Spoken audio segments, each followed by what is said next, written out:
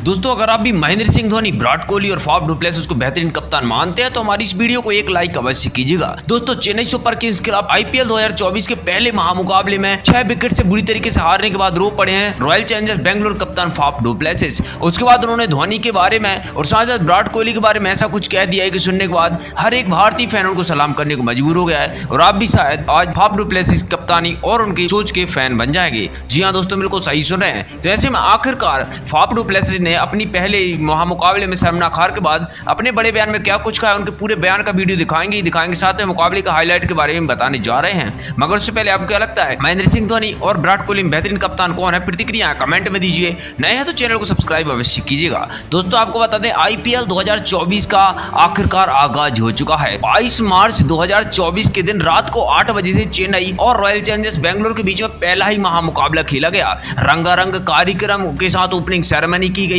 उसके बाद ऋतुराज गायकवाड़ की कप्तानी में Chennai super Kings royal Challengers Bengaluru से भिड़ी। इस महामुकाबले में अगर बात करें तो रॉयल चैलेंजर्स बेंगलुरु कप्तान के साथ किस्मत थी और चेन्नई के मैदान पर उन्हें टॉस जीता और पहले बल्लेबाजी चुन ली, जिसके बाद विराट कोहली और फाफ डु प्लेसिस बतौर ओपनर उतरे थे और साथ में तूफानी अंदाज में फाफ डु प्लेसिस ने बल्लेबाजी की थी। 23 गेंदों का सामना करके 8 चौके लगाकर 35 रन ठोक दिए थे। पहले विकेट के लिए 41 रन की साझेदारी हुई थी, मगर 5वें ओवर में फिर मुस्तफिजुर रहमान आते हैं। तीसरी गेंद पर सचिन रविंद्र के हाथों फाफ डु प्लेसिस को आउट करते हैं 35 रन के स्कोर पर। इसके बाद फिर इसी ओवर में रजत पाटीदार को भी आखिरी गेंद पर एमएस धोनी के हाथों कैच आउट करा देते हैं और बिना खाता खोले पवेलियन भेज देते हैं। इसके बाद विराट कोहली का साथ देने के लिए ग्लेन मैक्सवेल आते हैं, मगर फिर 6वें ओवर में दीपक चहर उनको धोनी के हाथों कैच आउट कराकर बिना खाता खोले पवेलियन की राह दिखा देते हैं और फिर जिस तरीके से विकेट गिर रहे थे वह तो पत्तों की तरह ढह गए थे। ऊपरी ऑर्डर बेंगलुरु का ढह चुका था, अकेले विराट कोहली डटे हुए थे। फिर इनका साथ देने के लिए अनुज कैमरॉन ग्रीन आते हैं और दोनों के बीच में एक साझेदारी पनप ही रही थी, मगर इसके बाद फिर विराट कोहली को मुस्तफिजुर रहमान 12वें ओवर की दूसरी गेंद पर पवेलियन चलता करते हैं जब टीम का स्कोर 77 होता है और 21 रन बनाकर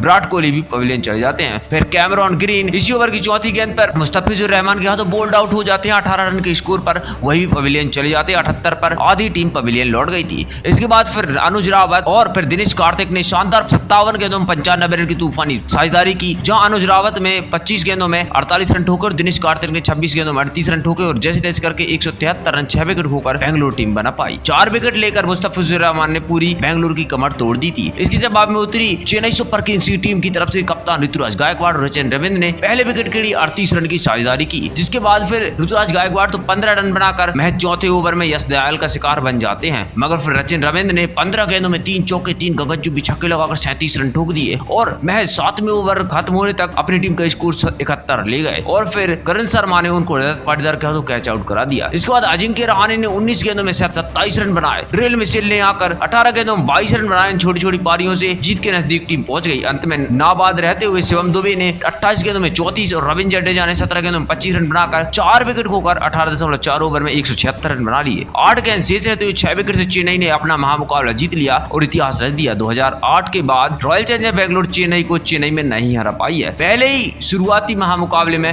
रॉयल चैलेंजर्स बेंगलुरु को इतनी शर्मनाक हार मिली। इसके बाद उसके कप्तान फाफ डु प्लेसिस भावुक नजर आए। पोस्ट मैच प्रेजेंटेशन में उन्होंने अपना बड़ा बयान दिया, जहां उन्होंने अपने बड़े बयान में कहा है कि यह हार बेहद ज्यादा शर्मनाक है। कहीं ना कहीं विश्वास नहीं हो पा रहा है कि हमारी टीम इतनी अच्छी शुरुआत करने के बाद इतनी बुरी तरीके से फ्लॉप होगी। हमको लग रहा था हम अच्छी टक्कर दे पाएंगे, मगर इस महामुकाबले में शुरू से लेकर आखिरी तक हम कुछ नहीं कर पाए। मैं तारीफ करना चाहूंगा ऋतुराज गायकवाड़ की कप्तानी की। उसने जिस तरीके से शांति से मैनेज किया, लग नहीं रहा था वह आईपीएल में पहली बार कप्तानी कर रहा है। उसके साथ कहीं ना कहीं धोनी भाई का सपोर्ट था और धोनी सर का सपोर्ट जिसके साथ हो वह अपने आप में बहुत बड़ा खिलाड़ी बन जाता है। पिछले 4 साल से ऋतुराज गायकवाड़ ने उनके अंडर में खेला है, तो वह उनका कहीं ना कहीं मैनेजमेंट है जो बेहतरीन अपनी टीम को मैनेज करते हैं। दूसरी टीमें स्ट्रेटेजीज चलती हैं, मगर जैसे ही चेन्नई सुपर किंग्स को खेलते हुए देखते हैं वह अलग ही साइकोलॉजी से चलती है और वह अपनी फिलोसॉफी से काम करते हैं। मैं तारीफ करना चाहूंगा चेन्नई सुपर किंग्स की गेंदबाज मुस्तफिजुर रहमान की, जिसने इतनी शानदार गेंदबाजी की है और उनकी पूरी टीम ने